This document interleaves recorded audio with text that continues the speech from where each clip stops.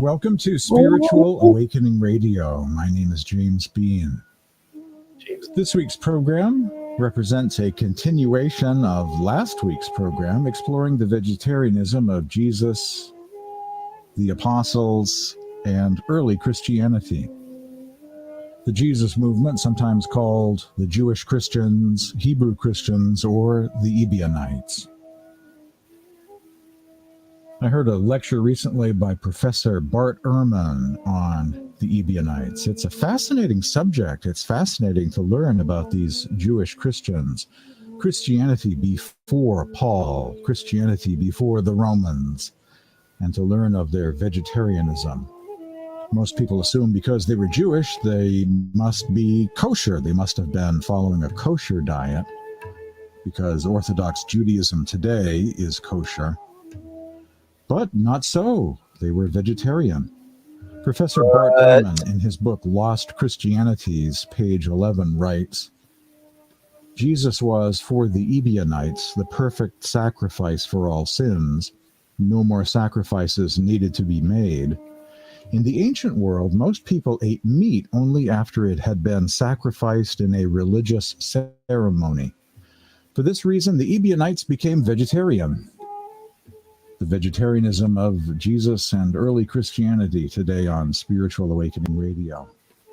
Uncovering a vegetarian Yeshua or Jesus at the beginning of Christianity. The early church father Epineus quotes their gospel, the Ebionite or Hebrew gospel, as ascribing these words to Jesus: I have come to destroy the sacrifices. That's from Panarian 30:16-5. And as ascribing to Jesus' rejection of the Passover meat, Panarian 30:22-4. And these are analogous to numerous passages found in the Clementine literature, the recognitions and homilies of Clement. The following is from the Book of Recognitions 139. He had foretold that he should warn them by the mercy of God to cease from sacrificing, lest haply they might suppose that on the cessation of sacrifice there was no remission of sins for them. He instituted baptism by water amongst them, in which they might be absolved from all their sins on the invocation of his name, and for the future, following a perfect life, might abide in immortality, being purified not by the blood of beasts, but by the purification of the wisdom of God. A paragraph found in the Book of Recognitions 139.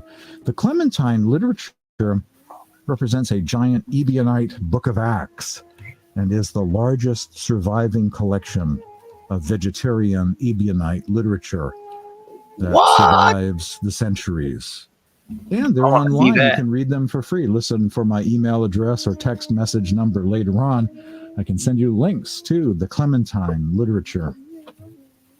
The Ebionite or Hebrew gospel quotes Jesus as saying, I have come to abolish the sacrifices.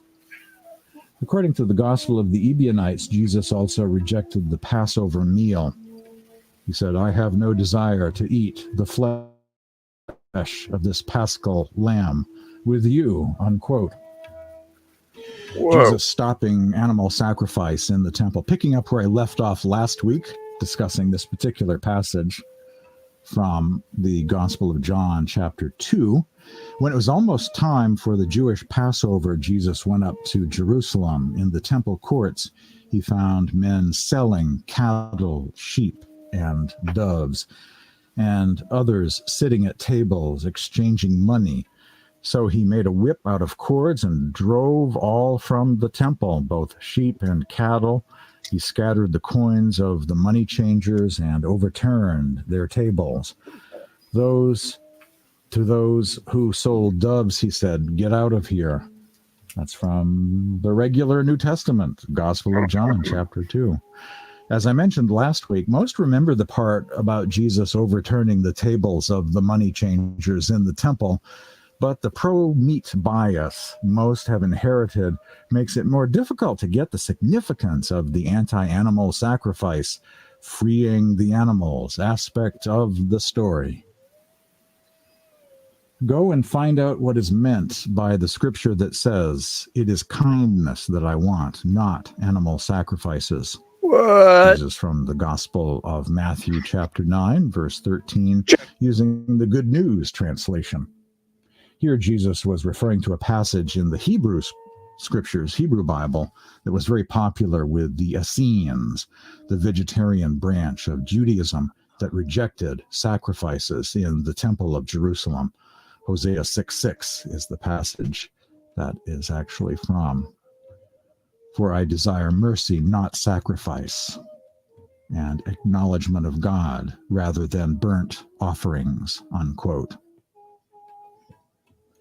There is a vegetarian saying of Jesus in the old Syriac Aramaic manuscript of the Gospel of Luke. Be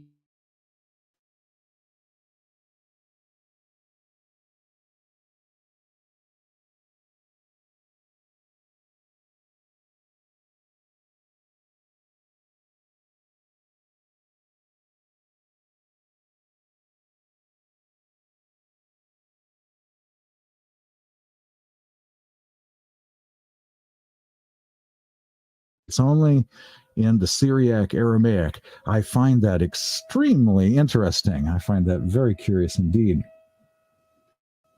One of the earliest Ebionite Christian documents is the Clementine Homilies, a work based on the teachings of St. Peter and also allied with James the Just, the brother of Jesus.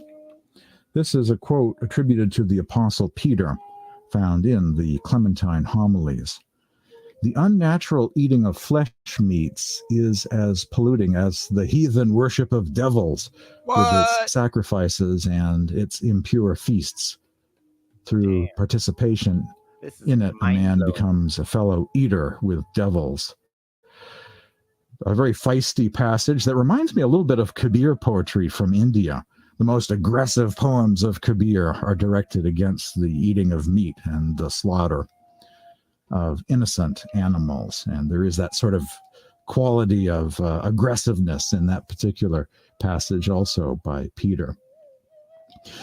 Paul, however, was okay with the practice of eating meat sacrificed to idols that came from various pagan temples in antiquity. But like their Essene ancestors, the original Jesus movement categorically rejected this. The author of the book of Revelation, included in the New Testament, also denounced this practice. See the book of Revelation, chapter 2, verses 12 through 17, on rejecting eating meat that had been sacrificed in temples. The vegetarian apostles, the leadership of the original Jesus movement. As I shared on last week's program, if Jesus was vegetarian, if Jesus's brother was vegetarian, why wouldn't the apostles or the disciples be vegetarian too? The first followers of Jesus, also known as Ebionites, were not only kosher, but also strictly adhered to a vegetarian diet. The largest surviving collection of Ebionite scriptures is the Clementine Homilies and Recognitions of Clement, which are vegetarian gospels that condemn animal sacrifice in any form. For example, the Book of Homilies states that God does not want animals killed at all, period, and condemns those who eat meat. And the passage below also shows that the Ebionites' diet was actually vegan, plant-based, because there's no reference ever to eating eggs, dairy, no animal products whatsoever. No milk, no cheese, no dairy, therefore vegan.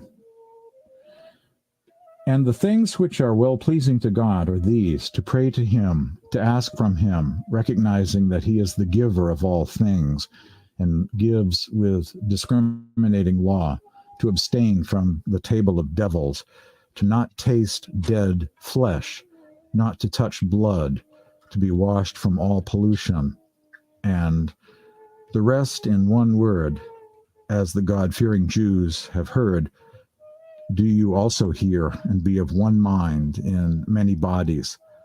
Let each man be minded to do to his neighbor those good things he wishes for himself, unquote. A quote from the Clementine Homilies 7:4.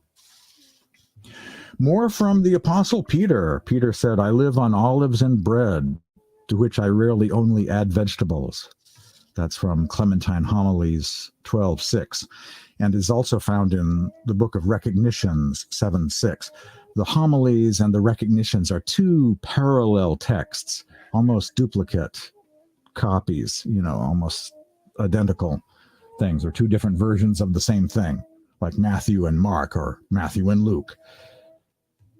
And again, listen later on from my email address or contact information, and I can send you links to the Clementine homilies. And the earlier quoted vegetarian verse attributed to Peter is worth repeating again. The unnatural eating of flesh meats is as polluting as the heathen worship of devils, with its sacrifices and its impure feasts. Damn. The Apostle Matthew, and happiness is found in the practice of virtue. Accordingly, the Apostle Matthew partook of seeds and nuts, hard-shelled fruits and vegetables without flesh.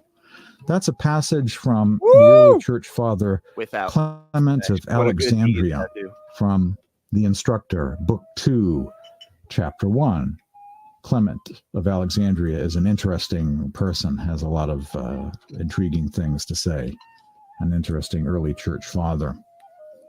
The Apostle Thomas, also a vegetarian.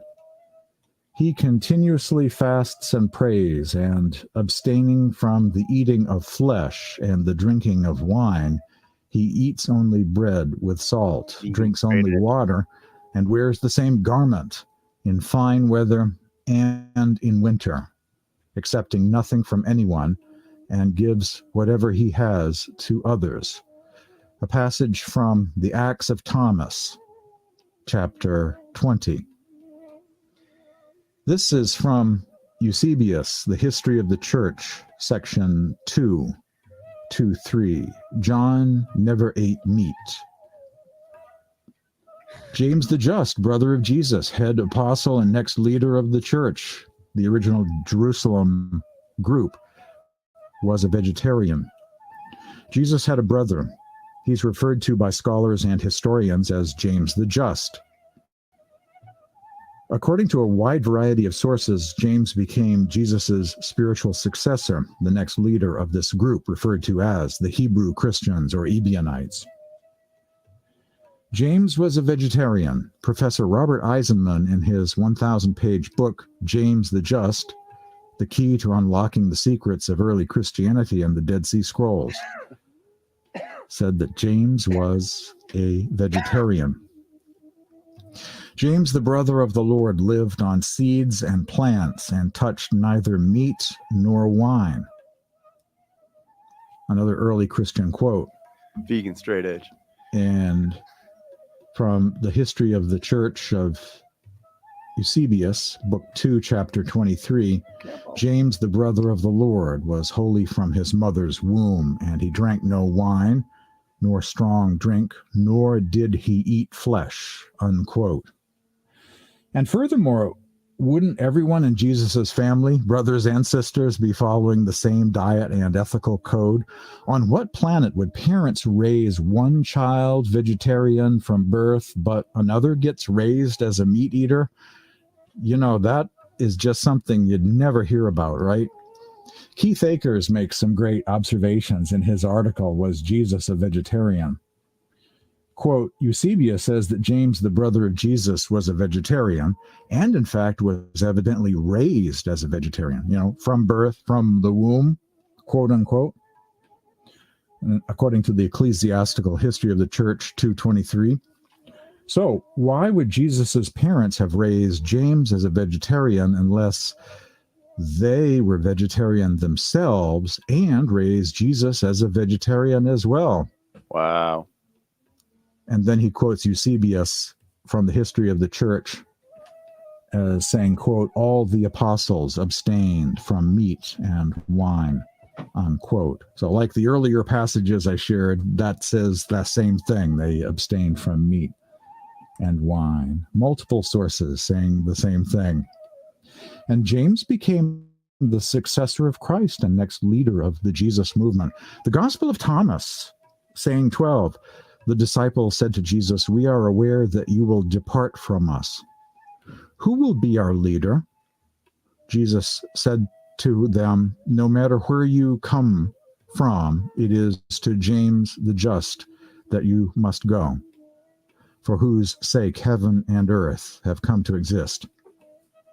From the Gospel of Thomas, saying 12, I view the Gospel of Thomas very much as relating to the Ebionites, somehow or another, related to the Gospel of the Hebrews, the Gospel of the Ebionites, because of this verse, saying 12, putting it in the James the Just camp, aligning the book with James the Just as being the true spiritual successor of Christ. Plus, there are other things about the Gospel of Thomas, too. It talks about observing the Sabbath as a Sabbath. That's a very Jewish Christian thing to say. That's one of the sayings found in the Gospel of Thomas. And a couple of other sayings found in the Gospel of Thomas also turn up in quotes attributed to the Gospel of the Hebrews. So I do see some sort of connection between the Gospel of Thomas and the Hebrew Christians. Sabbath, James the Just is our guy, and an overlap between sayings attributed to Jesus in Thomas. Wow. You there? Can't hear you. Okay, Muted. there we go. Yeah, that's pretty nuts, dude. This video's top shelf for sure. Yeah, dude's just like an encyclopedia, just like listing off all these things of like, yeah, there's without a doubt so much evidence that Jesus was pretty much, if not a vegan. Yeah. And like I said, the one time he allegedly ate fish was pretty sus, because fool just woke up from being dead for a while. Probably wasn't in his right mind when he ate that fish. Yeah. Come out of a coma, anything that's sounds the good. only time it says Jesus ate meat. So it's like, come on. Just one time. Hey, but that's still kind of vegan though, because if you eat it in a survival situation, you're like about to die anyway. Yeah. So I mean, even that could even be vegan. Yeah. So let's see. Let's present. I want to get in. We got some good videos to watch. Thank you, Lou Bass. Lou Bass says Jesus loves Jeffrey Phillips. He's good for now. He's in a good mood, looks like. Oh, yeah. So this show today, we're going to attempt not to use any trigger words because something I'm doing is wrong. Because almost every episode we've had has been demonetized. And then I did a show the other night with someone, and I didn't really talk much at all. I maybe talked for a couple minutes completely. But the guy who was talking was using lots of colorful language, and somehow that video, lots of colorful language, was speaking about lots of trigger behaviors and stuff like that, but somehow that one didn't get monetized, or it didn't get demonetized. So I don't really know what's going on, but there are a couple words I'm not going to use that I usually use loosely. You know what I'm talking about. So we got to not use that and just see if maybe, you know, it's just something it's just something in my vocabulary that I use every show or something. I don't know. Or, you know, something like that. And I have to start getting creative. Yeah. So first video, I think we're going to do the Mike the Vegan video. I watched part of this today. This is one, Mike's videos for one are just really good. But this is definitely like, I feel like, okay, so we're coming into this period. You know, I've been going hard on ketos and carnivores for a while. But there was like just no information. There hadn't been like a full cycle of people doing it and then getting off of it and then speaking out. But that basically has started this last couple months. There's been, I mean, I guess Paul Saladino was one of the first guys to kind of like back off from the carnivore thing. And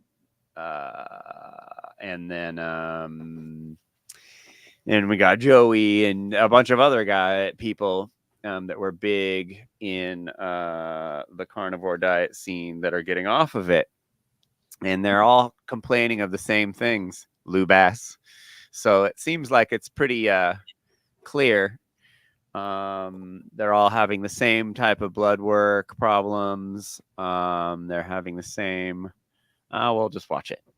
But anyway, this is a really good time for us. We've worked hard to get to this point, and the carnivore diet scam is falling apart as we speak. Pretty cool. Really good video. The ex-vegans are starting to go ex-carnivore now. Hey, it's Mike here, and today the fascinating world and rising trend of no longer carnivore videos. Today, I'm quitting the carnivore diet. Why? Woo! I am no longer carnivore. I've been following the carnivore diet for a length of time, and I just can't do it anymore for several reasons. My body must have been missing something that I wasn't getting, because this broccoli, I'm telling you, it was more delicious than bacon. We are going to go over the reasons I became very sick after nearly 8 years of following a carnivore diet. And then in the last year leading up to the stroke, I had gone to the very high saturated fat carnivore diet. Went from roughly less than 10 grams of carbs a day, whatever's in the glycogen of the dead animal, and to 275. And it just started turning into like a carnivore cult. Carnivore diet is like a cult. But clearly, I was vitamin C deficient. And my testosterone, it took a nosedive. Bad muscle cramps, heart palpitations, sleep disturbances. My testosterone was kind of going down. And then my gym performance went, and Why my don't you bowel show us? movements changed, not for the better. I know that I raised He'll be back. a diet a few months ago. I changed my mind, and I admit I was wrong. I have now gone to a whole foods plant-based eating plan. Immediately, I was just more full, so I wasn't as stringy, and I noticed my joints weren't as terrible. When I told my carnivore diet friends this, they would get all defensive. So we're gonna look at all of those videos, which is really just the tip of the iceberg of ex-carnivore videos. And there's a lot of people that probably should quit, like this dude who had a heart attack and double bypass on his carnivore diet, but he's just gonna keep on trucking. I've been seeing these videos around, but the one that really sparked this video response was a recent one by Lily Kane, a YouTuber who's no longer carnivore video, is approaching 250,000 views, even though it's really recent. And this one was a bit different for a few reasons. First of all, it was maybe the first time I've seen the comment section just like almost entirely support her and not just be like, you did it wrong, like you're stupid. And also that she had some great commentary on the actual carnivore movement itself. And I think compared to ex-vegan videos, these hold particularly a lot of weight because this movement is founded on anecdotes. You know, even the closest thing they have to a study is just a bunch of self-reported anecdotes. And then we have a vegan diet, which, you know, just quick refresher, across the board shows lower disease rates, whether it's cancer or diabetes, etc. This video, we're just gonna go ahead, observe this trend like a floating piece of driftwood that also cites studies. Let's go. So after looking at a bunch of these videos, why are people quitting? Well, there generally is a health reason. There's also some social reasons, and again, criticisms of the movement itself. And in terms of health, I want to say this isn't a video meant to go through all of the health issues on a carnivore diet. I've covered that quite a bit in other videos, and if you just want to see that, you can of course go to an Instagram like carnivore cringe and see all of the months of yo-yoing between, explosive diarrhea and hardcore constipation, or other ones that the term TMI doesn't do justice for. But we will cover some health stuff, but that new thing really here is the criticism of the movement in its entirety. And that brings me to Lily Kane here, the video that sparked this one. We've got a lot to talk about. I'm already sweating over here. I feel like I've got a lot to get off my chest. Well, it seems like her main reasons for quitting were health. She has 3 points, which we will get to. But let's just start out with that criticism of this sort of lack of transparency in the carnivore community, or straight out, dishonesty. And as I would do more interviews with guests, they would say things to me off camera, like, Lily, I will just film my food and then turn off the camera and stop recording and then add my seasonings and my hot sauce to my meats. And I was like, oh, so you hiding stuff. I find this funny because this is exactly what I hypothesized in my recent carnivore myths debunked video. But I've seen many times carnivore doctors just completely denying there's no such thing as scurvy on a carnivore diet. Nobody gets it. I don't think it's super duper common because people are probably like cheating and other things that we're going to talk about here. But, James Blunt, the singer, got scurvy on his carnivore diet. I don't know why they never mentioned that. I'm scurvyful, it's true. But it is the case that the comment section also was wildly agreeing with this lack of transparency. Anyway. And it just started turning into like a carnivore cult where people were more focused on being strict rather than on being healthy. And yeah, she basically calls it a cult, which I think is really interesting because it's a theme that we're going to see through other ex-carnivore videos. But let's just lightning round her health issues, because why not? Well, first of all, she said that her and her partner both had high levels of ferritin or iron stores. Then we got Bryce's blood work done, and his blood panel also showed that his ferritin was slightly elevated, and also similar to me, his copper was a little bit low. Which is sketchy because many studies associate high ferritin with increased mortality. Perhaps it's the oxidization of that iron. And it's also wild that they reached that by consuming that much of a class 2A carcinogen, red meat, which of course has that heme iron. That's one of the reasons it was put on the WHO's list. Anyway, they're eating less red meat and taking copper to balance that out. But the next one has to do with glucose. Yes, she said that her glucose was actually going too low at night, and she wasn't the only person in this video that said that. And then lately, I've also been incorporating another piece of fruit. So 2 total servings of fruit a day, because I wore a CGM for a month. And when I was eating my animal-based 60 grams of carbs a day or less diet, my blood sugars were going too low at night. This is a new one to me, and she's remedying it by making sure to eat 2 servings of fruit per day. She also said that carbs help her in the gym, which we'll see a lot of people say. And then also that broccoli was just amazingly delicious, which I thought was funny. Anyway, so in September 2023, I bought broccoli, and holy smokes, it was so delicious. I was like, wow, since when did broccoli ever taste this good? Her thyroid was also at the bottom of the normal range, which concerned her. And then a major issue for her is her scalp dermatitis and that flaking. And she says it started when she started her carnivore diet. But to be fair, it was also when COVID happened, so she thinks it could have been that. However, COVID's been gone for a while. She kept with that, low carb carnivore diet, and it wasn't getting better for years. And not to just like poo-poo on her personally, but in terms of the things that she did and just like how a carnivore tackles problems, like her solutions were to put egg yolks in her hair, put beef fat, put tallow in her hair. But I should just mention, there are other solutions like ketoconazole shampoo, which has been shown in randomized control trials to be highly effective for scalp seborrheic dermatitis for decades. And the last couple of points, she didn't seem too concerned about her high risk level of LDL that she flashed in the beginning. I mean, that would be my main reason for quitting, but that does fit into her remaining on a, pretty high animal based diet still, despite adding carbs. Because she says when she added carbs, things like acne happened, which I think is really unfortunate because a lot of that was dairy, which is heavily linked to acne. And also she went straight to white rice. I don't know why not, like brown rice. And now for a quick break with today's sponsor, Complement Essential. Hey, I'm a naive treasure hunter about to enter this ancient temple against all of the warnings of the local population. They just don't understand capitalism. Let's go. Wow, it's so ancient and adventure-y in here. Seek the complement puzzle and... Looks like I just need to rotate 12D, long chain omegas, and way more in one.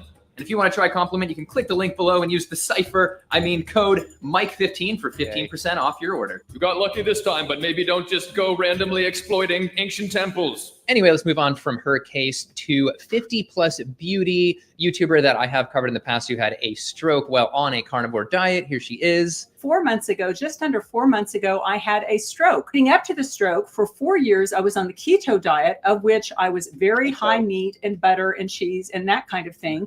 And then in the last year leading up to the stroke, I had gone to the very high saturated fat carnivore diet. I did a responsive video after her stroke when she was sort of doubling down and listening to these sort of carnivore influencers and docs out there, you know, convincing her that it was all okay. The LDL didn't matter. Quite honestly, I had gotten to the carnivore by listening to social media influencers who seemed to talk a good game. They seemed to have studies that supported the carnivore diet. But on closer inspection, she says that, you know, their science was lacking in support of the carnivore diet. There are no long-term studies at all on the carnivore diet. And so now what diet did she go on to try and lower her future stroke risk? I have now gone to a whole foods plant-based eating plan. And I also decided to go through Dr. Caldwell D. Esselstyn's cardiovascular disease prevention and reversal program. She's eating a Dr. Esselstyn style diet, which goes without saying, I think is a great idea. He has his study on about 200 people where he essentially stopped these people who had advanced artery disease, cardiovascular disease from having heart attacks and strokes over 12 years. The people who went off the diet, they had a 60% rate of those adverse events. Combine that with Ornish studies, etc. Great idea. Anyway, moving on to everybody's favorite, Paul Saladino. It's been a little bit now, and it's at a point where most people are disillusioned with him. He appears to have made almost every diet group angry at him or just annoyed with him. He was the one I mentioned in the past that had an over 500 LDL level and was just like totally fine with it, denying cholesterol. My most recent LDL was very high. It was 533 milligrams per deciliter. What's normal? Less than 100 or around 100. But they say cholesterol is needed to make hormones. Wouldn't all of that cholesterol just put his testosterone sky high on a carnivore diet? Wouldn't he be super manly? Well. Then I learned after a year and a half that I was getting such bad muscle cramps, heart palpitations, sleep disturbances. My testosterone was kind of going down. Right now it's around 700 or 800. I've included carbohydrates in my diet for the last 2.5 years. But at that point it was going 450, 500, significantly lower. And my sex hormone binding globulin was creeping up. So I had electrolyte issues. So yeah, he had several issues that led him to put carbs back into his diet. And he's not the only one of these videos that had testosterone issues in particular. We have biohacker Twan. Hopefully I said his name right. And my testosterone, it took a nosedive. Oh, it went from 1,004 nanogram each deciliter to the 550s. He saw about a 50% drop. Oh, seed oils, refined sugars, microplastics, 3 things that you do not have to worry about. But every person who thinks they've cracked the code to health swears seed oils, refined sugars, and microplastics are killing us, when seed oil has been studied for 100 years compared to butter, and butter's far more carcinogenic and disease causing than any of the seed oils. Refined sugars, refining sugar is crushing sugar cane and drying it running it through a filter and drying it in the sun. There's nothing wrong with it. You're squeezing the juice out of a plant and drying it after filtering it. Dried grass juice sounds. Dried grass juice, basically. Nothing wrong with it. Pure fructose, just like the fructose in fruit. No different. Microplastics. Yeah, we got a lot of microplastics in us, but they ain't doing shit. So much more in animal products. Huh? There's way more animal products too. Right? Everywhere. And these same people worrying about the things that Freedom Grower listed, that's the same things that like people are complaining about. That they've got supplements to sell you, they've got detoxes to sell you. Yep. And people like Freedom Grower buying them up. Yeah. And just walking around spreading nonsense. Like, not even one of the 3 things you posted, Freedom Grower, is actually something you need to worry about. Like, that's hilarious. Maybe he was trying to trigger you. Yeah. It worked. Probably. Good job. in his blood testosterone levels, which is wild. And, if people were concerned about that cholesterol comment I made, it's good to remind you that from this study, vegans had higher total and equivalent free testosterone than meat eaters and vegetarians. My cortisol levels were off the roof. I was basically living in a constant state of adrenaline and lethargic workouts. He also claims that his cortisol was high, which we do see on studies on ketogenic diets. Of course, people are eating a keto carnivore diet generally. Is what they don't tell you. Like waking up in the middle of the night due to low glucose levels. He is another one that mentions having low nighttime glucose. He said it was actually waking him up. And then I was stoked to see him also stoked about Japanese purple sweet potatoes. And they're also great when it comes to antioxidant. They are an antioxidant powerhouse. Yep, that's definitely a health food. And then up next, we have a Dr. Surwesh Kurwadkar. I don't know if I'm saying his name right. Anyway, he also appears to have had some sexual issues in the libido department. I went pretty hardcore, like pretty strict, zero. So keto dudes, carnivore dudes can't get it up, and carnivore girls have keto crotch. Wow. Sounds like a great diet. Yeah, not looking good. Especially if you're trying to attract the, opposite sex or something like that. I'm on the keto diet. Or the same sex. Sorry. Yeah. Opposites. But like if you're trying to do this diet to be more attractive, what's the point if your crotch smells like shit and you can't get it up? I don't know. Just stinking it up on the first date.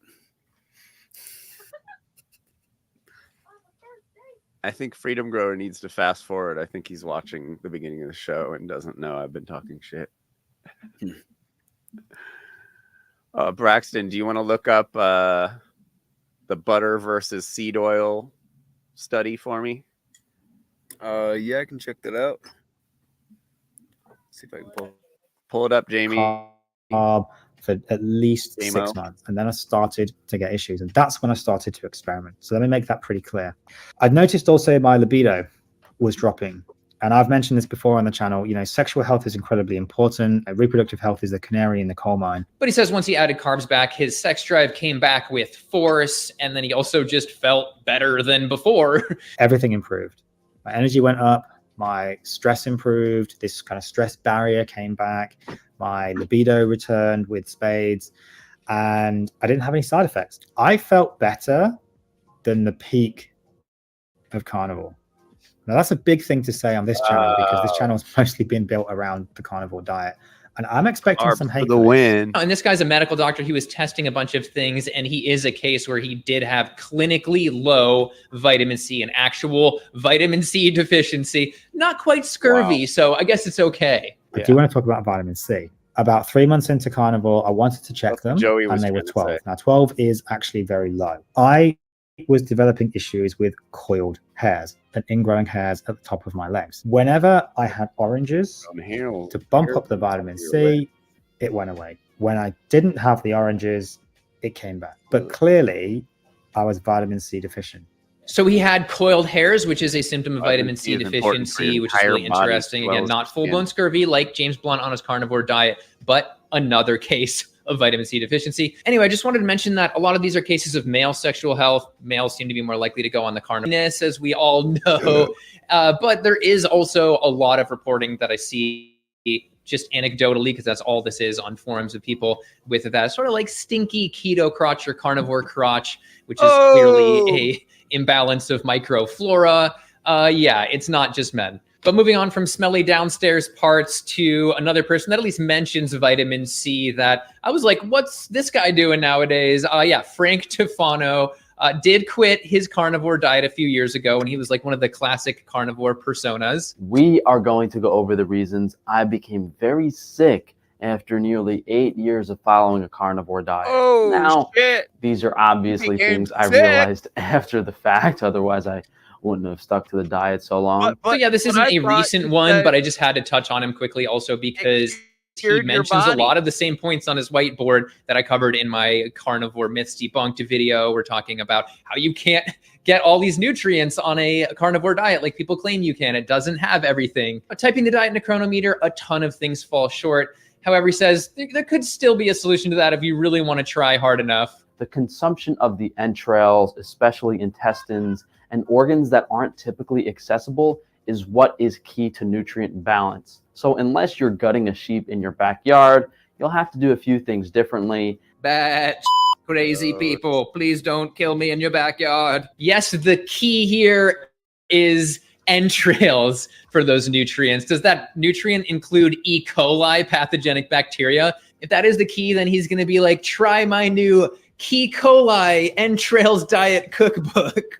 To be fair, he's not eating that. I just like to make fun of him, especially ever since he like homoerotically photoshopped a hot dog in my mouth in one of his thumbnails. Anyway, YouTube tiffs. Let's move on. Next, we have a young bodybuilder, Tristan Lee, who seems to be famous for being like super lean, but he said he was plateauing in the gym, and he has a video with IFBB Pro Jared Feather and a Dr. Mike Israetel, I believe that's his name, says he was plateauing in the gym, but then made a change. Here they are. Implementing Those two pictures are pretty wild. So, what were these immediate 5-day changes? I assume it was Trenbolone, but I just learned from TikTok comments. Yeah, that change was quitting carnivore and adding carbs. He had some other benefits he covers as well, like joints. Immediately, I was just more way full, bigger. so I wasn't as stringy, and I noticed my joints weren't as terrible. Jared wanted to slowly reintroduce carbs, so just rice and sweet potato. Okay. And I found my digestion's like perfect with those, so I've just continued to increase and implement those. And finally, they talk about the issues that your body has just staying in carnivore and ketosis for that long. All these people that say they lose a ton of weight on keto or carnivore are only losing their muscle glycogen, which is your energy stores in your muscles. So these people are like, oh, I lost, 5 pounds, but that 5 pounds of energy that you might need, that your whole body needs, you have to look at like your body's like there's 10 systems going, right? And if you don't eat enough carbs, your body shuts down some of those systems, and that's like your immune system and shit like that. Trying to prioritize or like triage the amount of energy that you have. So starving yourself of carbs, you're just shutting your body down. And that's what a lot of these keto people and carnivore people, they see these changes once they change their diet. They're most likely going from a really bad diet to whatever they're doing, and so they're seeing some sort of change, cutting calories basically. So they're seeing this change. They're seeing something might clear up that they might have, but that clear up isn't clearing up because they're becoming more healthy. It's clearing up because your body is shutting down from the lack of calories because you're eating meat all day, which doesn't have enough caloric value to keep a person going. This whole like focusing on like, oh, it's the most nutrient rich food on the planet. Focusing on this is really screwing these guys because it's all about bioavailability. Sure, it may be, but it's not calorically dense, and you need calories. Like, you're starving yourself. Starving is not good. Yeah. Yeah. You also get look, you see the size difference of that guy? Carbs to no carbs, he was huge. So carbs make you fat, but that guy got way more buff adding carbs from the keto diet. All these people are claiming to get buff from the keto diet, but they're really just losing calories, so they're getting a little bit more cut. But that muscle doesn't have anything to it. It's not full of glycogen. It's not full of energy. Therefore, this person won't be able to run down the street most likely. Yeah, and that's why exactly, Devin. That's why fasting has no benefits. Because you're literally draining your gas tank and then just leaving it there, which is like, and then your body's shutting things down, and then you end up looking like John Bob. Where's John Bob? Speaking of which, Putting your body survival mode. Survival mode. Yeah, High- like high that's not stress situation. You're raising what's the stress hormone? Cortisol. Mhm. Sugar and carbs lowers cortisol. And Lack of raises cortisol. Cortisol is the stress hormone that basically kills you eventually. So, like literally eating straight sugar lowers cortisol. It's the best antidepressant on the planet. Like if you're depressed, it means your brain's not getting enough juice, like it's not getting enough apple juice and orange juice. But it's oh boy, here we go. Here's honest doubters, obviously a John Bob over here. There's zero. No, this is okay. Yeah, send me whatever studies you have on that, honest doubter. I'd like to see them because I've looked for them and I haven't found them. Anything that says that. I've heard anecdotal. Yeah, evidence. of course, People nothing but talking about- anecdotal. Yeah, but people talking about, and also I think McDougall promotes this sort of as a last ditch sort of thing. And so if you've switched your diet to whole foods plant-based and you're still having a problem, then he could recommend it. Or again, hearing anecdotal evidence of people having specific issues and sort of detoxing, for lack of a better word, but flushing out their system through fasting. But eating fruit is a form of fasting. Yeah, you can do an all fruit. Like you can, I mean, like the rice diet, even it's kind of like a fast because you're like purging all the like problematic things out of your body when when your systems are all screwed up. Your like insulin levels, your insulin resistance is up, kidney issues, all these sorts of things. Like it exactly clears everything out that way. And that comes from intermittent fasting too, an honest doubter. I intermittent fasted for several years, and I thought it gave me a little bit of energy, but I couldn't be as active. Like I definitely wasn't as active as I am now, and I definitely couldn't be as active, and I definitely couldn't do the things I do now without, if I was fasting all day. Like I would do a full day fast, like 20 hours, and go do yoga and almost pass out and fucking fall on my head. Like it's not something. Replace the word fast with starve. It's the same thing. You're fooling yourself and falling for marketing if you don't think it's the same thing. Like I talk to John Bob all the time. With all due respect, I talk to John Bob about this all the time, and we've watched videos on here of deep dives on it, and it's just like it's not most people most people doing it, it's just there's either a placebo or it's something, but it's not good to starve yourself. Your hormone system can't handle it. Your body needs food. Your body needs calories. Your body needs carbs. There's no reason that your body will do far better if you carb up than not carbing or fasting. Like whatever benefit you think you're getting from fasting, you will get way more benefits. Axe Braxton right now, he's starting the high carb diet as we speak, and he's already noticing his arms like filling out more. I'm getting a good pump. That's for sure. And you've been hiking up these mountains and stuff, and you said you didn't get out much, and like you're trying to get into shape, and you're right. We're running up these mountains, and you're right behind us because I've been carbing you up all week. Yeah, but you'll do far better carbing up than fasting any day of the week. Eat twice as much sugar as you normally would, and then get back to me. I think it's all relative to like what else you're eating. Because if you have a, let's say, like standard American diet and you're adding sugar on top of it, not going to feel that great.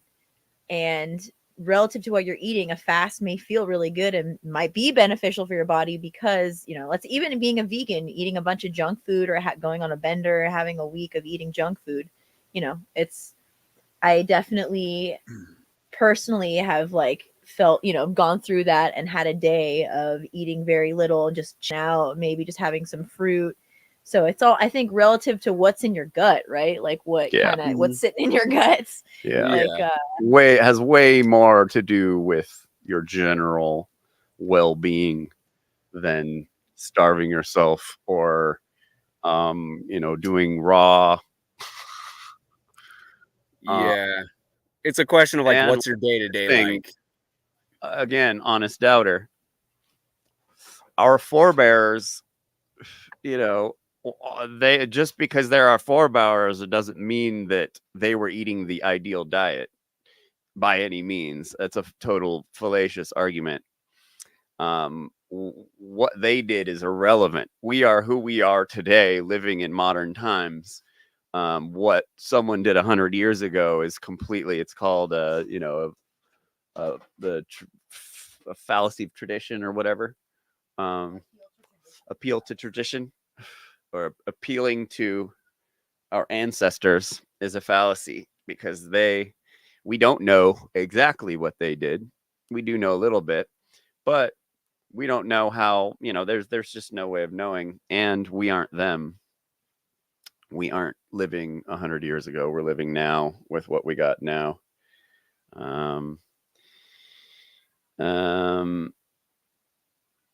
Yeah, I mean that's what. So my big, obviously, being a high carb, high energy person, I you know, don't like fasting because of that part. And fasting is a carnist thing. These carnists, these keto or carnivore guys, they have to do it. They eat meat all day, every day. Their body can't handle that. They'll get diverticulitis. You have to fast. And that's why fasting got popular, is because Joe Rogan was talking about fasting on his carnivore diet.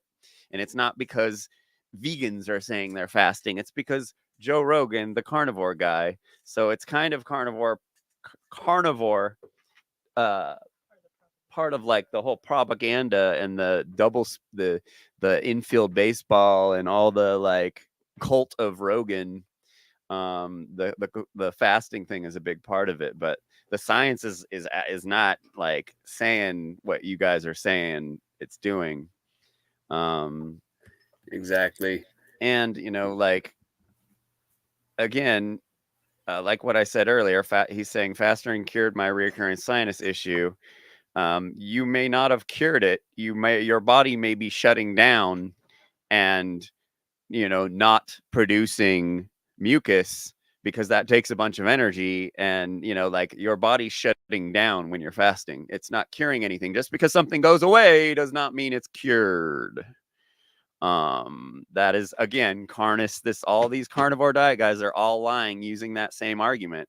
Oh, this did this for me. Yeah, but science says the opposite.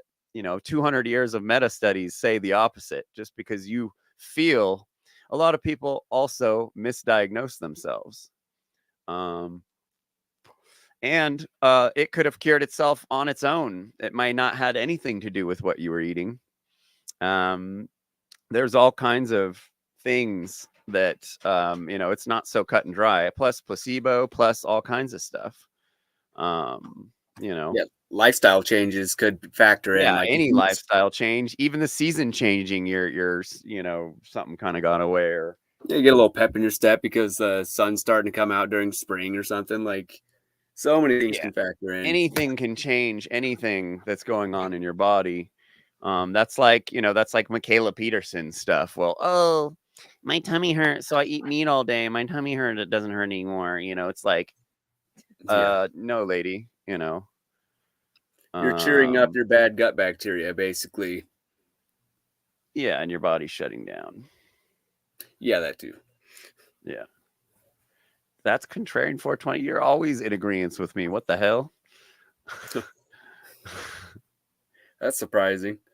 Well, you know, and Hard Hat was saying earlier too, it's like the example that he gave, like that actually makes sense for fasting. If you're doing it for a reason other than like weight loss or like trying to get into these like trendy things, like it makes sense. He said like going on like a light walk out in the mountains, not exerting yourself. Like that's a lot different of a story. If you have your reasons for doing it. If you're doing it as like trying to do one meal a day, or you're trying to, you're aiming for weight loss, like I was just doing it because I was cheap. Yeah. That's a good way Eating once a day is very cheap. Yeah, it's a good way to scrape by. That's a good point. Oh boy.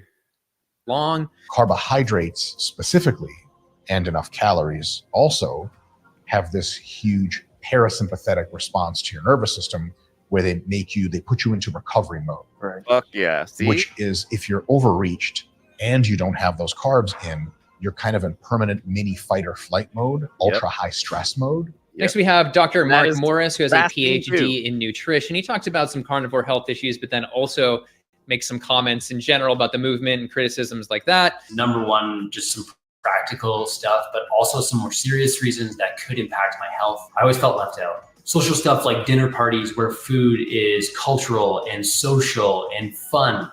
I wasn't involved in stuff like that, and my mental energy started to suffer, let alone my physical energy. That really started to fade away. After a little bit, I started trying to manage my electrolytes and stuff like that, but it never really made it better. And then my gym performance went and my bowel movements changed, and not for the better. But he's one that goes particularly into challenging the claims of these carnivore experts online, like Chafee. Because all these figures and people pushing the diet, which we're going to start calling the usual suspects because they come up so often, they were only telling one part of the story, the part of the story that was convenient for them. And the whole narrative that plants are trying to kill you, making a point that I did, that if they are trying to, they're really bad at it. All there was to plants was toxic substances that were meant to kill you. They are doing a very bad job of it, especially the people that eat only plants and are healthy. And if anything, are only improving their health. And finally, he was the only one that actually cited a study, so bonus points there. This study published in 2021 actually showed that the higher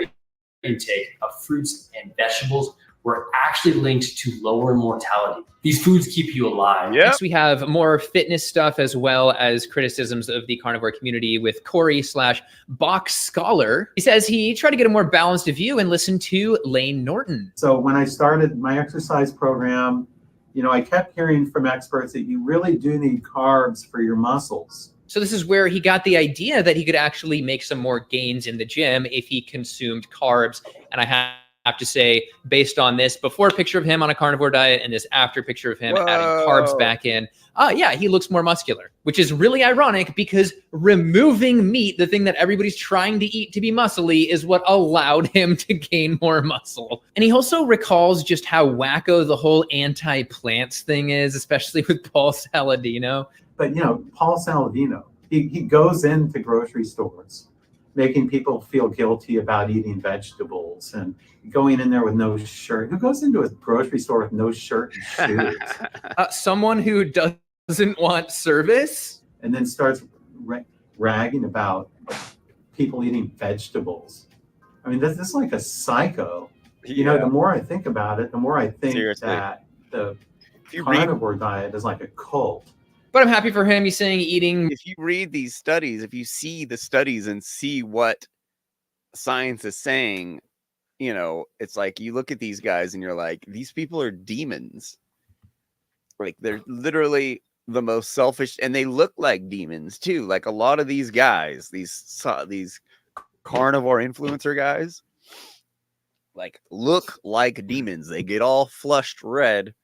And their faces get all crazy, and you see the stress. You see all the it's nasty. Yeah, I mean, and they're like podcasting together, and they're just like this. They're just, or they're this fake Paul Saladino. Yeah, so I was, I ate some rice. He's like way over the top, where it's like, okay, you're trying to be animated on purpose to look commercial, but this isn't how you are, Yeah. Then you come by the freaking vegan group therapy podcast when the rest of the boys are here and we're all fucking smiling and laughing and having a good time. Mm-hmm. Yeah, they don't actually have that energy. They're just, like you're saying, they're basically just trying to sell you on a lifestyle. They're trying to convince people. They want to be on Team Rogan. Mm-hmm. Because he's the smartest guy in the world. It's the most popular cult. He's buddies with Elon Musk.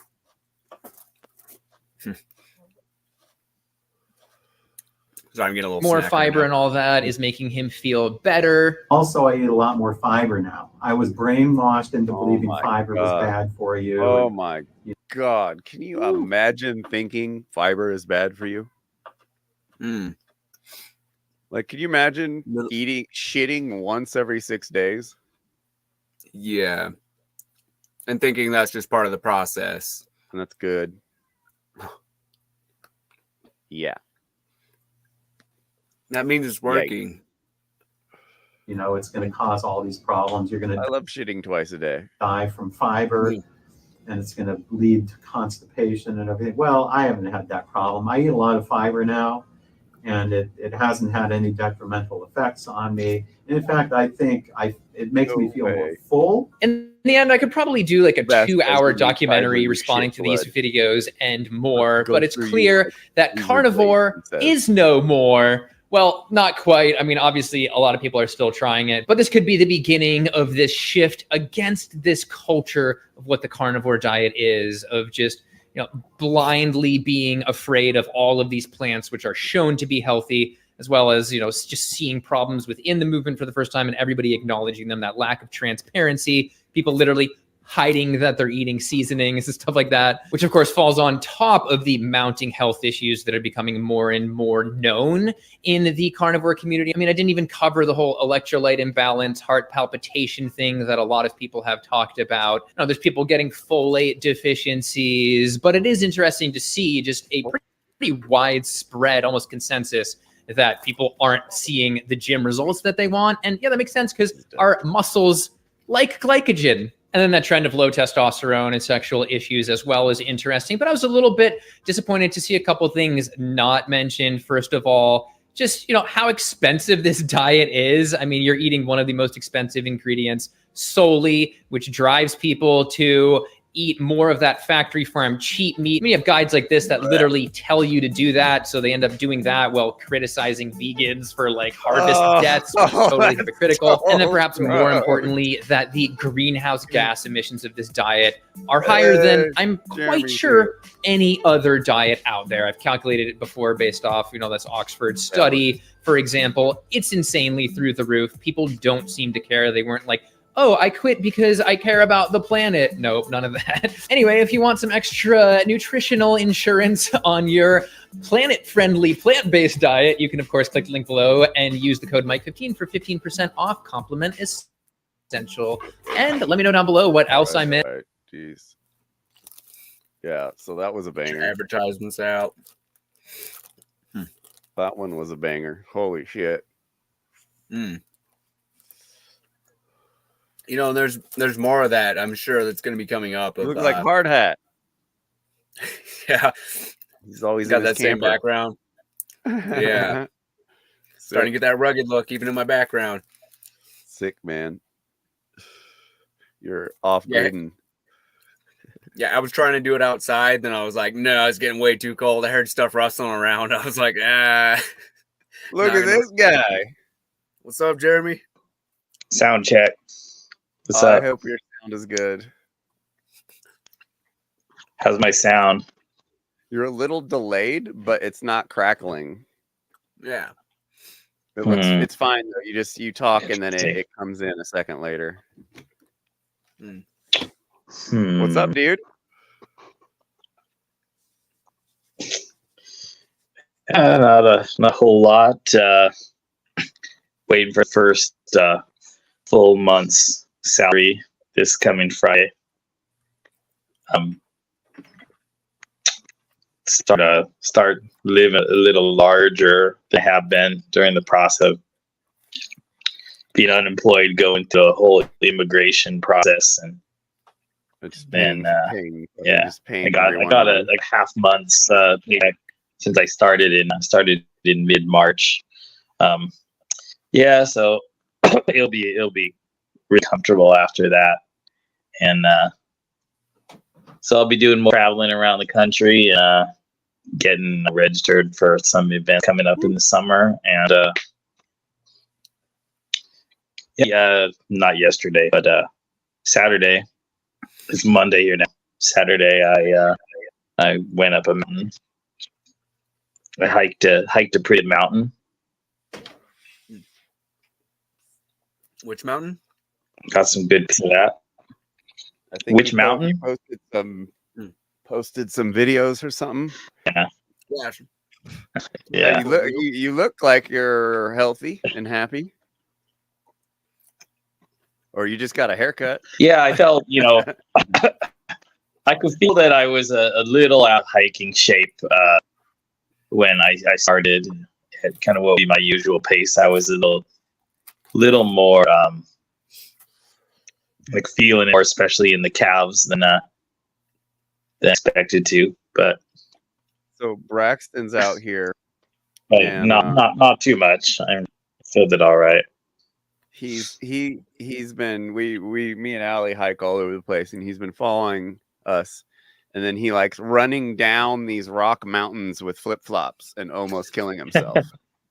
He does it like I feel like, and it's like the dad in me is just like, dude, if you break your leg, I'll break your neck, and then your mom's gonna kill me. Yeah, I've got these slides that don't have. They're literally slides. I don't have. There's like no traction on the bottom of them, so I'm like sliding down rocks constantly, just trying to. Whenever I'm in them, just trying to keep upright. It's fun. I feel like I was like ice skating. Yeah. Tell Jeremy your tattoo story. I don't know if I should. You don't have to. I don't know about any of that. Did you see any of that video we were just watching, Jeremy? Mike the Vegan? Yeah. Yeah, I've seen that. I've seen it. Good one. Holy shit. I caught the tail end on here, but yeah. So have you seen this one? Yeah, yet? he's. Oh. It seemed like it was the same one. What was big shocking thing that I needed to have seen? Because what I just saw, it seemed so like here in the backyard with general Sasha, reason. Max was way over there. Basically, ex-vegan starting to go We ex-carnivore. went out of town recently, and we this is put our the one I dogs wanna in the see, care of a though. dog sitter, and we looked at it and we said, man, our dogs look really fat for some reason. And I just got done weighing Sasha, and she weighs right now about 60 pounds. She is a 12-year-old English Golden Retriever. This is the most she's ever weighed in her entire life. Maximus, who's way over there, was about 20. And, she normally weighs about 50. That's her typical weight, like 48 to 50 pounds, maybe 52 at the most. And she came back and she put on probably, no kidding, in about 10 days, 10 pounds. And she's got significantly more, girth around her belly. Usually she's pretty lean through this part here. Isn't that right, girl? And, my suspicion is because she was being housed with her food, which I dropped off, which is all her typical straight up meat. I suspect she got into a bunch of kibble and just gorged it all Dog down. doesn't even look comfortable. And now It's like, she's what are you doing with that stick, dude? Poor girl. So she's going to go on a little bit of a exercise and a little bit of a reduction in calories for a week or two till we get her back into her fighting weight.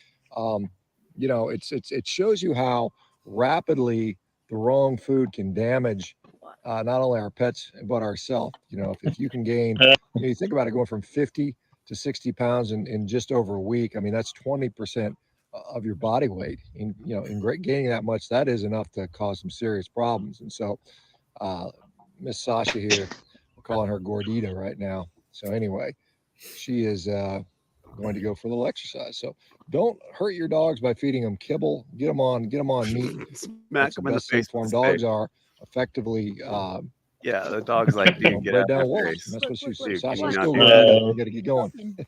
Like, no tail wagging. There you go. This is the There you go. There you No, go. She's still got some no, springs yeah, on her for 12. running away with Let's go no check tail on, wagging. There was no Mr. tail wagging Maximus that whole here. time. So he's out sniffing around. Yeah, that Man, I body gotta tell language you is like guys, get I've away got, from you know, him. I did a few things, but I suck at grooming dogs, and I had my attempt at grooming Mr. Maximus when he got back because he was all knotted up, and I ended up having to shave him pretty short, and I ended up unfortunately cutting out some deep knots, and so he's got a few little, you can see that he's got a few little gouges out of him right there. So anyway, that's the latest so you dog poke issue. it with the stick Again, after you know, you like I gouge said, them. sometimes you're feeding those dogs the wrong thing. Stop eating. Hey, look, he thinks he's a cow now, Maximus. The other dog ran away from him. So anyway, that's the deal there, Tail guys. down. Let me know what you guys think about what your dogs do. Have you ever had a fat dog? And if so, how did you get them, and how did you get them to lose weight, or are they fat? Are they still fat? Sean Because Baker makes dogs I predict. uncomfortable. Let's check back in about 2 weeks on this, and we'll check back on Sasha's progress. Like I said, I weighed her tonight right in at about 60 pounds, and is that what he's I saying? think next month she'll be back down closer to 50. All right, guys. Take Yeah, care. but we just saw a guy like double his size by eating carbs, muscles. Like, how does that make sense? Avoiding You know, carbs, it'll just lose the standard muscle will glycogen, always change. and you lose weight and lose muscle. Like what? How these guys are like, and they got, you know, they're telling me I'm inverting the truth, and I'm like, I don't think so. But that was a little weird. But this guy's weird. Like, this guy is obviously like kind of autistic, or like maybe a little Down syndrome. Ableist. Or he's got lipemia Canceled. because of this diet. You know, his blood is the oxygen going to his brain is probably, you know, very little because of so much fat clogging up his oxygen receptors, and his brain's just like suffocating. Yeah, from the diet, backing up all the rivers. His LDL was like 675 or something. Jeez, these guys are crazy, dude. Anything over 100, if you were not like completely initiated into this blood cult, anything over 100 is like you're getting into the danger territory. But now it's like you can 6x that and just like, oh no, you're fine. And like even doctors, like, well, you're not supposed to trust doctors on this diet. Like, you know, granted, granted, they're not great in general. And then they're not all these doctors. They're like chiropractors. You know, they're like you know, someone got some doctorate from some mail order college. You know, it's not like these guys. Like, real doctor is not going to put his license on the line by spreading non-science, you know, like this is anti-science. This goes against science. So it's like Baker got his stuff taken.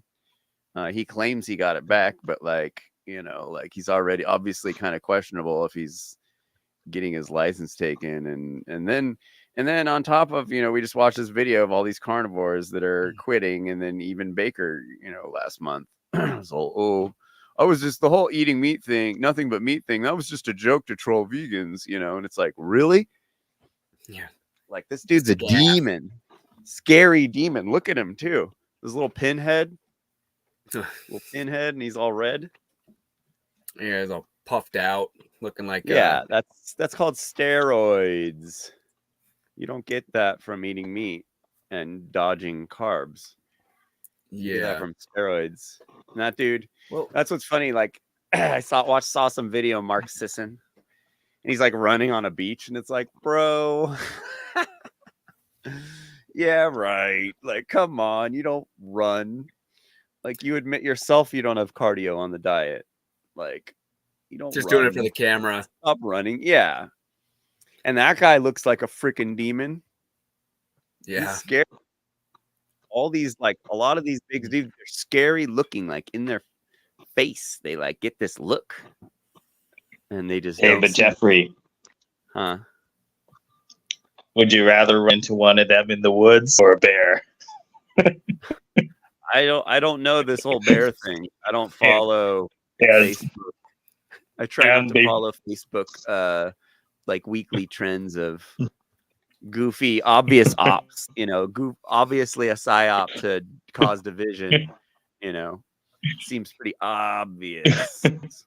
Yeah, I was like barely on Facebook for like 3 days, and I saw that bear thing was just going everywhere, and I was like, oh, obviously they're just trying to get men and women divided. And yeah, just getting them talking about how different, and and then all the extremists will come out. All the Has anybody made a meme yet, like asking white people, like asking guys, would you rather run to a black man or a bear? The guys all going, oh man, I think a bear. For what I know of black people, I'd rather run into a bear. The public reaction would be to that. There we go. Jeremy here and gets us demonetized. We're trying to keep this one not demonetized, dude. As long as they don't put it in context. I don't know, man. Isn't it all algorithms picking up on keywords? Like, I didn't say any of the words. Dude, we've had like 2 episodes stay monetized, and like if you look at my YouTube, wow, yeah. Oh, we lost Jeffrey. Oh, there he is. The 5 videos are monetized, then all of a sudden I start doing a weekly show, and they demonetize every single one of them. It's crazy. Sometimes the clips will get monetized, and sometimes they won't. It's weird. I mean, not like they care because like I'm making like 15 cents per episode. It's not like a lot. So let me make it clear. I would rather run into a fellow human being in their full dignity, no matter the race, creed, or color, or gender, signed at birth, or self-identified, than a bear. Curious, really, like what it is we're doing that they don't like specifically, because they don't tell you. And we were talking about this earlier. Like, if they don't tell you what you're doing, like if they put up a list, these are the words we don't want you to use, right? Yeah. If we put up a list, that's like, then you'd be all okay, and we that's can rule dodge one that. of a teacher, right? Yeah. They're trying. Rule one as a teacher or parent or anything is they have to know the punishment has to be combined with the information about what change is expected, right? Yeah, so like if there was a list, then it would be like, okay, that YouTube's cool. They just don't want us to use these words for any whatever dumb reason. All right, we'll avoid them. But they don't tell us what the key words are that they don't like, because they're trying to change our behavior overall. They're not simply trying to stop some words from being said. They're trying to change our behavior. It's like a second layer of like, no, you need to just not use this in general, or you just need to like clean up your vocabulary in general to make it on YouTube, basically. Yeah, they want you second guessing. Which is like a pretty big behavior change if you're used to speaking freely. You're being censored. You're being lightly censored by YouTube by they're running a psyop on you. They're controlling your mind, and they're changing it to make you less provocative, basically, because they don't put the list out. They don't say what words or what speech or what trigger word. Usually you'd be like, oh, afterwards, if YouTube was cool, after a podcast, they'd be all, hey, we got 2 problems with 2 things you say, and they show the video of it, and they could be like, you want to delete it and just like muffle it or bleep it or something like that. You want to like change it, sure, boom, boom, and it would go in the edit, and it would go up. Like if YouTube was cool, but no, they want to change, they want to control people, and they do this light psychological ops on us to control us, to self censor, basically. They want you to do it naturally. Like they want you to like constantly be in your head thinking like, is this something I can even talk about? Should I even bother talking about that? It's like a gradual breakdown, but it's subtle. It subconsciously causes you to, you know, avoid the real things you should be talking about. You know, the more provocative things that most people don't talk about. You know, that tend to be the more important things. So I don't know. We were just talking about that earlier. Yeah, and it's that just weird. That difference between vagueness and specificity in connection with punishment, that is the key difference between a pattern of abuse, between the behavior of an abuser, whether it's physical or just verbal, and somebody like a teacher or a parent, a moral figure of moral guidance.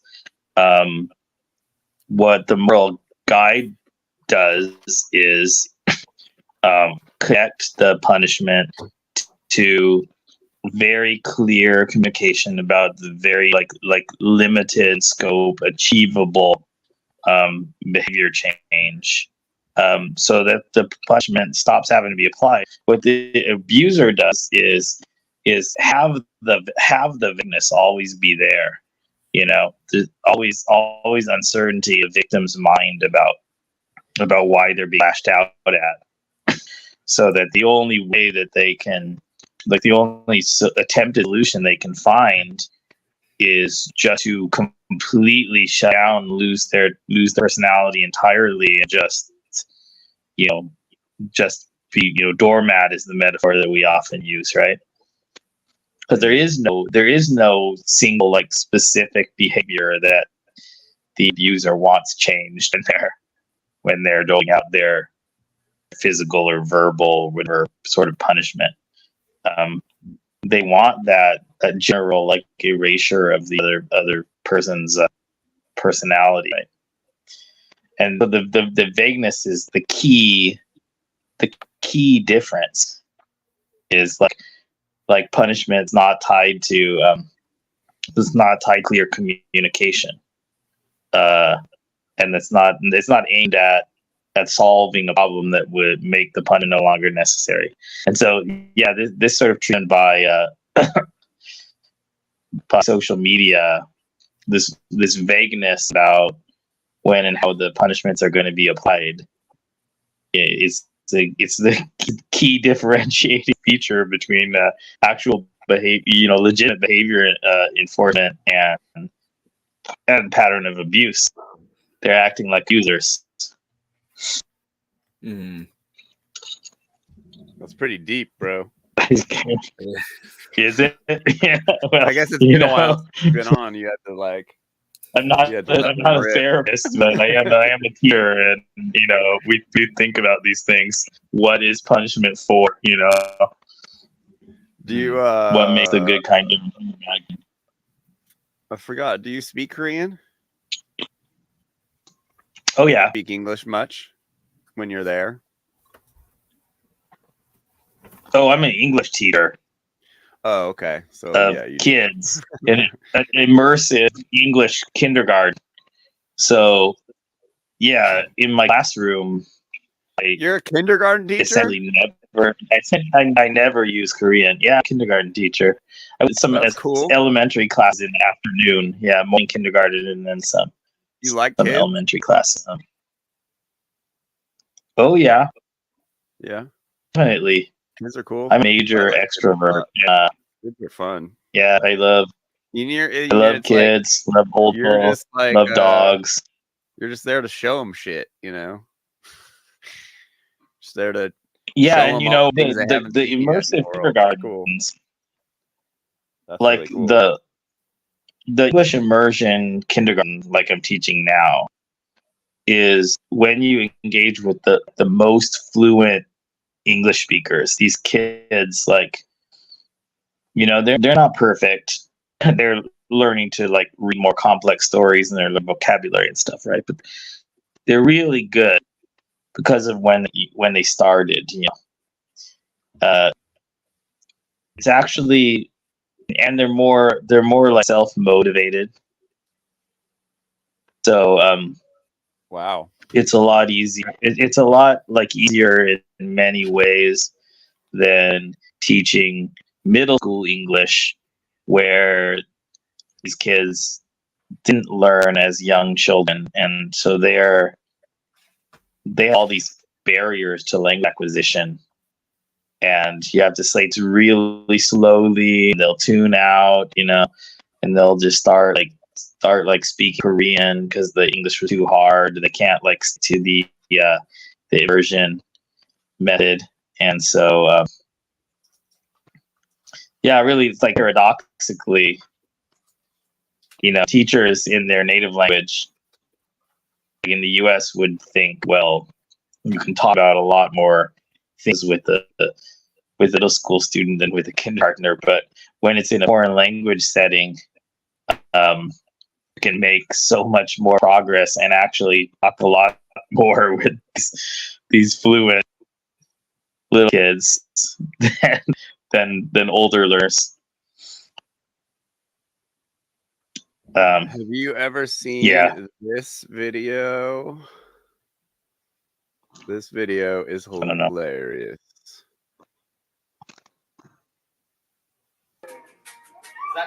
That's not on. Right? Oh, wait. Power. I think these are little Korean kids. Can you guys hear me back there? Yeah? Okay, here we go. Ready? Are you assuming they're race, Jeffrey?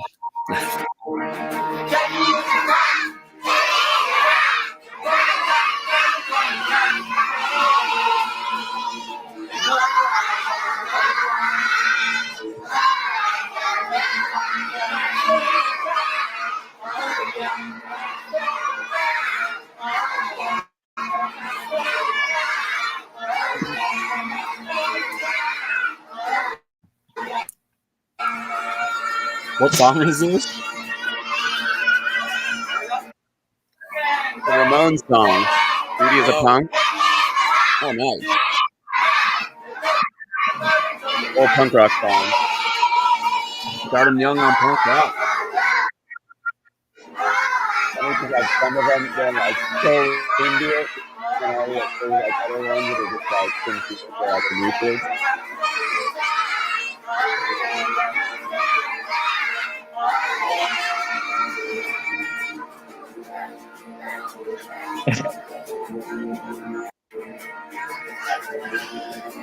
This reminds me of when Dave Grohl was on SNL.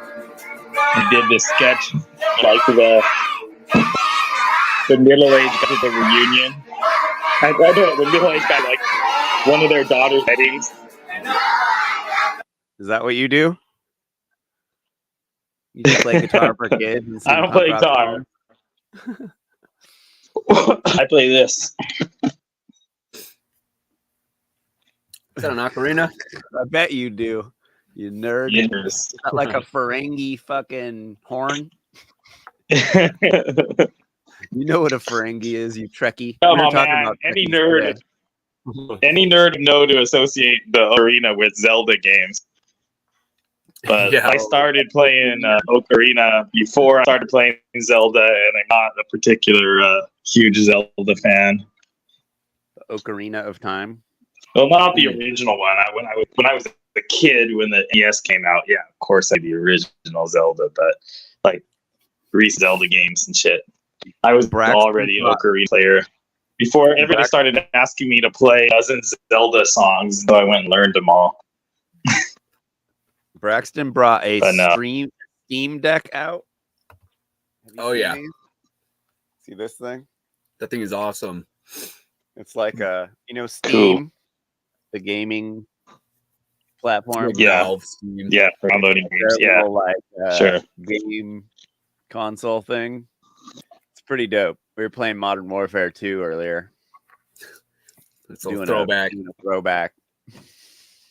Did you just say throwback? Yeah. That's funny. Throwback to the old times. We're already doing it. Synchronizing words. We're already syncing up. Yeah, you said sync. I am gonna have to get desktop soon. What's that? To play Baldur's 3. I'm gonna have to get a desktop computer soon to play BG3, Baldur's Gate 3, which I purchased in like August. It's 110 gigs. Woo! 110 This gigs. game is twice the size of my laptop's hard drive. I can't even download it on, with broadband at the PC bongs. These computer rooms that they have in Korea. A lot of teenagers go to. Tons of games. I can't even download it because it apparently exceeds whatever their security limit is. It gets about 50%, and then it restarts the computer. Resets the driver or whatever. What's Korean karaoke called? Noraebang. Yeah. There was when I was. It's typically in private rooms. It's not usually like singing to the whole bar or something. Yeah. The place you go with private rooms where they'll they'll bring your drinks in. It was very like there was like different rooms like Japanese style, but like people would like do drugs there and stuff. It was crazy. Like it seemed like, oh, we're just going to karaoke, but then we were like, whoa, this place is kind of seedy. Like it's like a Korean mafia or something. It was kind of a weird place. Yeah. Like a different vibe from Japan. Main thing is, the drugs are less ubiquitous other than alcohol, of course. But definitely in certain neighborhoods, like the vast majority of those places are places that have some girls come in, Yeah. Love motels. From softcore to hardcore, just girls coming in, rotating through, like pouring drinks and like sitting on guys' laps and then negotiating for things. So you can. My friend and I have gone into the places and just like said right away, no, only interested in singing. It's good Korean ability right away for things like that. But no, it's definitely a prize to find places that are exclusive for singing because they tend to have the large catalogs of songs to actually have good songs at. When I was in Japan, we found I was blown away by the access to music they have there. Like they had to have people like scouring the country.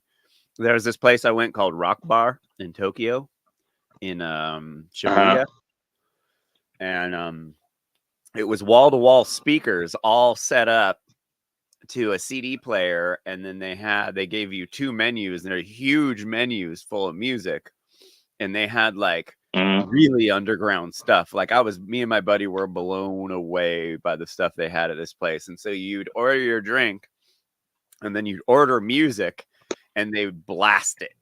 Like it's all wall-to-wall speakers. They blast the music like super loud, and it was like kind of the raddest thing in the world. But it was like a tiny place, like really small place, wall-to-wall speakers. Really good music, turned up really loud. It was so cool. Me and my buddy were metalheads, so we were just like going crazy. They had all this like underground hardcore and stuff. We were tripping out. But the Japanese are like that. They like our culture a lot. Certain things, the whole the like Mexican gangster is big in Japan right now. Everybody's all Mexican gangster looking with like gnarly, but like way gnarlier than like LA Mexican gangsters. It's really serious show like Japanese guys. Like and they import like lowriders and shit from California, and just like that's the thing, is to have like an American lowrider and like be like super chola'd out, which it's cute,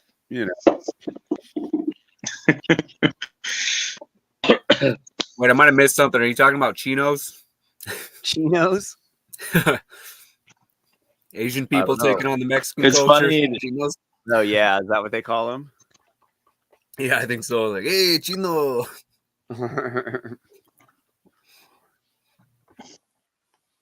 Yeah. Devin, what are you playing on? Oh, get a PC eventually. It's hard to justify when I. Oh, Devin, we have a really nice PC. If you're interested, we can't use it in the RV. It's just sitting here. It's like a boat anchor. It's a really nice. Want. Yeah, it's a really nice PC. We'll hook you up like big time with it because it's just rolling around in the back of the yard. No, it's just we don't have the power to use it. But it's a super dope little mini tower with like a pretty dope. Like Allie like spent months finding the best computer for the money. But anyway, yeah. So what else you been doing, Jeremy? Did you get a haircut? I did a couple weeks ago. I mean, it's not a fresh haircut. It's not the Did first get a one you got. haircut. Got new frames on the same lenses. Just had to grind down a little bit. So yeah, basically waiting. This is a holiday today. It's Monday here. It's the observation of Children's Day, which is May 5th. So it was yesterday. We get the day off today. Children's Day is a big holiday in Korea. Oh, weird. And it's kind of strange in American, right? Because like we give so much to kids that they don't deserve. You know, they're just getting all this stuff year round. They need a holiday. But in Korea, no, they actually kids tend to like bust their ass studying from a much younger age a lot more. So it does make sense to have an extra day for them to get off school and get a bunch of presents and stuff of special events. How's that rice, So Braxton? amazing. I'm spoiled. Yeah, me and Zen are both in here like, yeah, we're praising the food right now, praising the carbs. I just told her, I was like, I bet those dudes are dying over there. Hail carbs. Oh, it hits a spot. You eating lots of carbs, Jeremy? I'm drinking lots of carbs.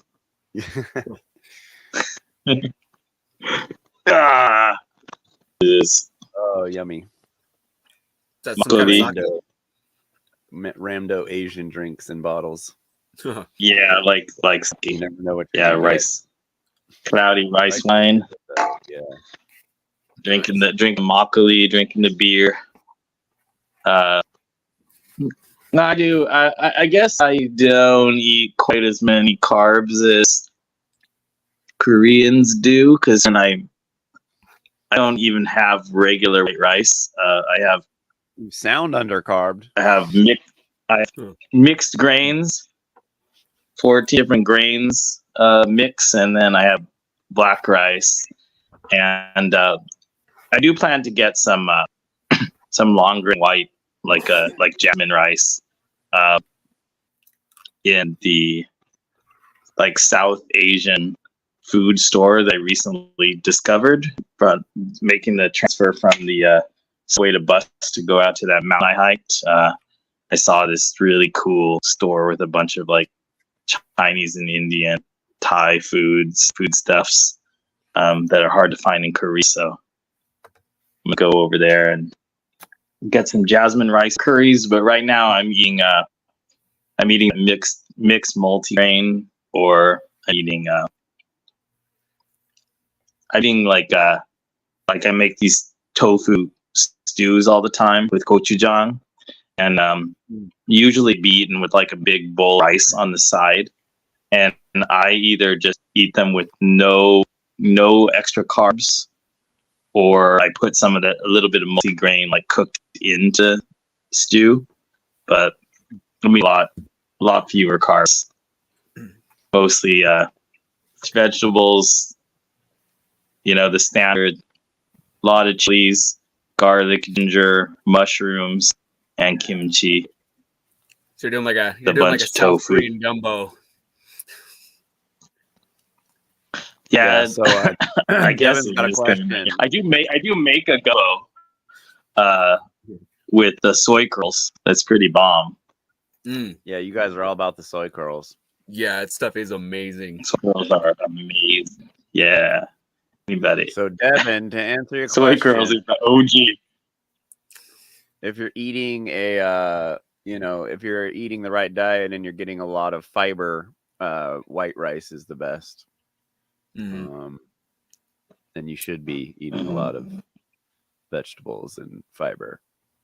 So you don't really need to worry about White rice is definitely excellent for aerobic exercise, extended aerobic calorie consumption. Because that's why it was invented. One of the greatest inventions in history. Right? Get the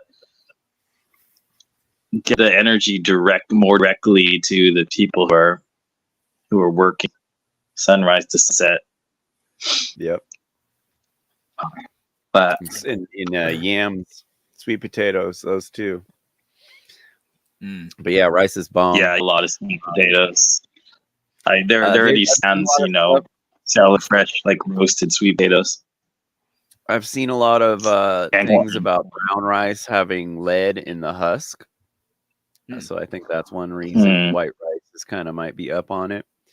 And they say, oh, just eat the rice with the husk, you'll get the fiber. But if you're getting enough fiber in your diet anyway, you don't really need to worry about it. I agree. Somebody that's eating a vegetable and tofu stir fry with white rice is getting plenty of fiber. Yeah. The lack of fiber is coming because the people are eating like rice bowl with nothing but chicken with breading on it. Blech. Like General Tso's chicken or whatever. If you're eating vegetable dishes, you're not gonna have a fiber problem from white rice. Exactly. Yeah. For rice noodles or spaghetti noodles, pasta is totally fine as long as you're putting the right stuff on it. Yep. We don't need fancy like chickpea protein pastas.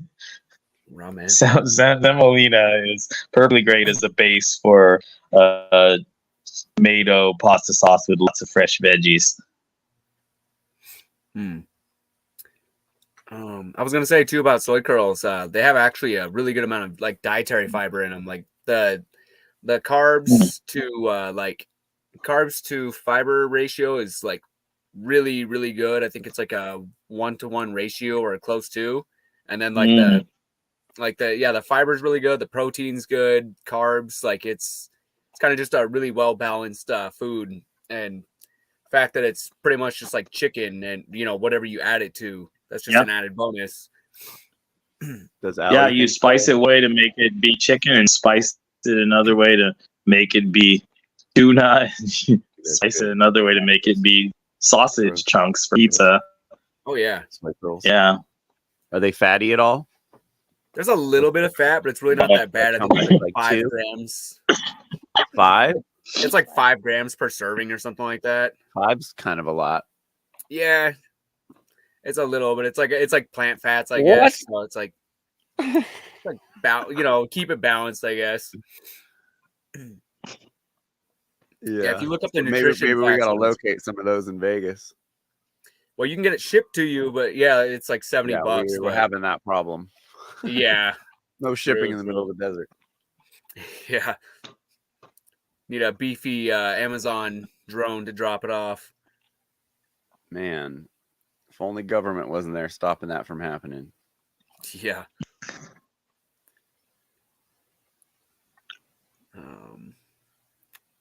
Now, Jeremy's got me wanting to try to figure out how to make Asian gumbo, like Asian gumbo. It's like South Korea. That's kind of what I was like talking about with that joke. It's like the deep South, got Asian gumbo.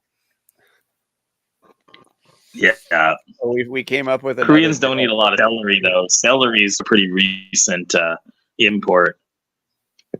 We can find it, but it's not generally consumed. So that trio of white onion, carrot, and celery that mix up Creole cooking is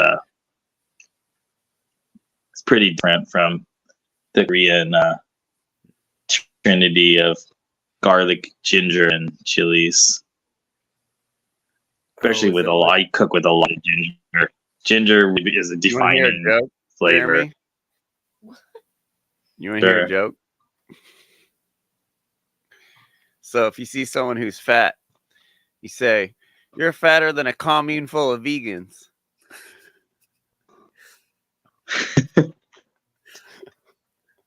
Yeah, we need You like that one? Okay. We're gonna fact check that one. Get a scale out here. We'll see what commune vegans weighs. I can't keep track of whether I'm as a vegan I'm obliged to be to rail thin on the verge of starvation or to be obscenely obese or to just be like a gym rat obsessed with size of every muscle. I can never. I can't keep straight. So I end up just being a normal guy that's in between those three extremes. Devin, can we order? Oh yeah. Get out in the desert, you can start putting on some bulk. Carving up in the desert. Yeah, I need to start doing some before and after stuff because I'm already like feeling pretty good about myself. Oh shit! Oh shit! Getting a That little background looks sad. good in there.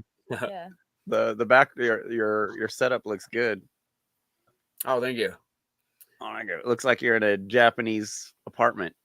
Yeah, kind of does have that look to it. It's a rambler.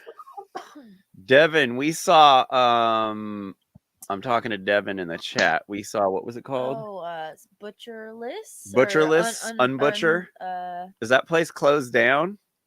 Or like the Good It wasn't Butcher? open. I feel like I heard you say that it closed down. Butcher? I think it was a Good Butcher. Is that the place that made like ribs and stuff like that? Maybe it was a vegan drive-through. Oh, we saw in Vegas. We just There's a place in Berkeley. Same place. In Berkeley, the bomb vegan restaurant is called the Butcher's Son. I think it's the first time I've ever seen shakers of nooch on the tables. Oh wow! We got a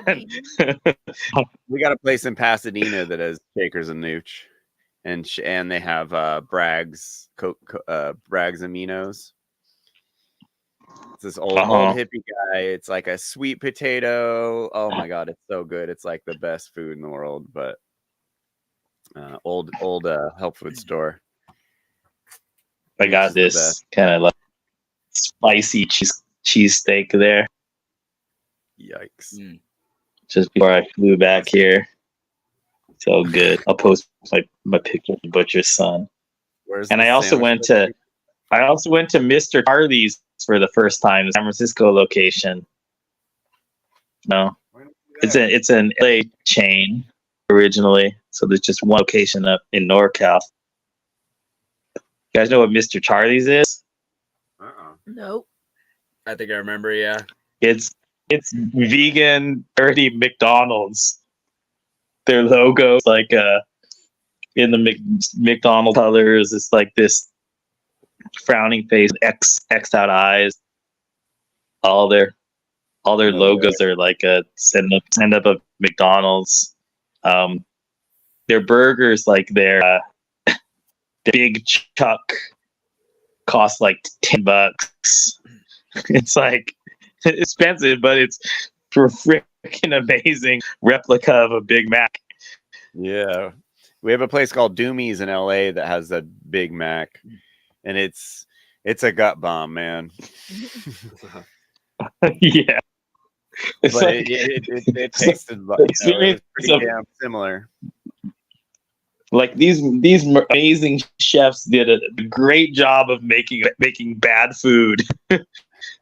Yeah, like health wise and taste wise. Like, well, how amazing! They perfectly nailed the Big Mac that I never would have wanted to taste again, and I paid $10 for it. Exactly. That's like the corn dogs. Oh, man, they're so good. They really nailed the corn dog. Yeah, so easy. They have these like maple sausage ones we got once. Remember that? Mm-hmm. Oh my good lord. Such junk food. But yeah, that Doomie's place is just nothing but junk food. Like you walk out of there and you're all, oh man, like ouch. Yeah, Devin, you're feeling it the whole way. Yeah, nobutcher.com. Yeah, it looked like a cool place. It was closed last weekend when we were there. It might have just been after hours. Oh yeah. All right. Well, we're creeping up on 2 hours. We're I'm feeling like beer 30. Yeah. On my day off, I'm gonna go walk around the city and find a little hop to duck into, get some draft beer. That sounds fun. I'll catch you guys later. Because the weather is a little overcast. I'm glad your mic's better. I'll be on a computer with a good setup before long, a couple of weeks probably. Cool. Because I am gonna have to buy that desktop for that game. Thank Baldur's Gate 3. Get a computer and then get a computer desk for the computer, and I think Hines might be coming next week. Chris Hines might be coming. Oh, right on. Be cool. And so we need to get everyone together if Chris is coming up. Did you ever find out what part of the U.S. he's in? I remember he was saying that last. No, I didn't even watch that again. I need to watch that and see.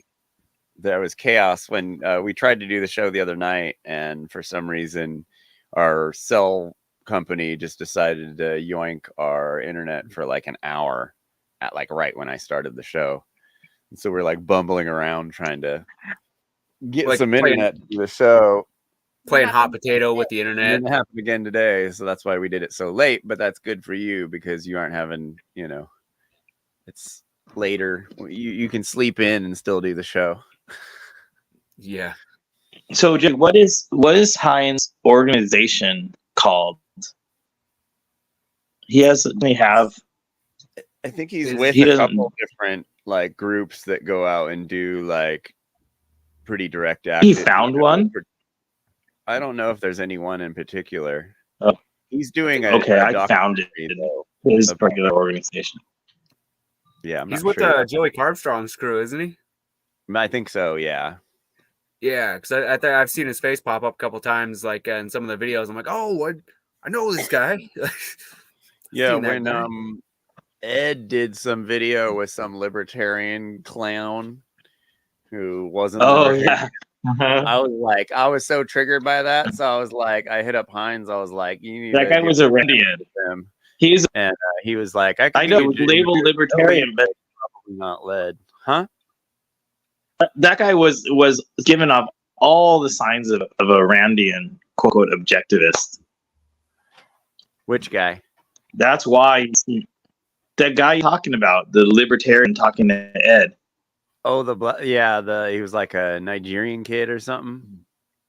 Yeah. Yeah, he had no idea what he was talking about. There's the Ayn Rand cult shit, man. Yeah. He's all, I'm libertarian. I have the choice to eat anything I want. Like, no, bro. That's not.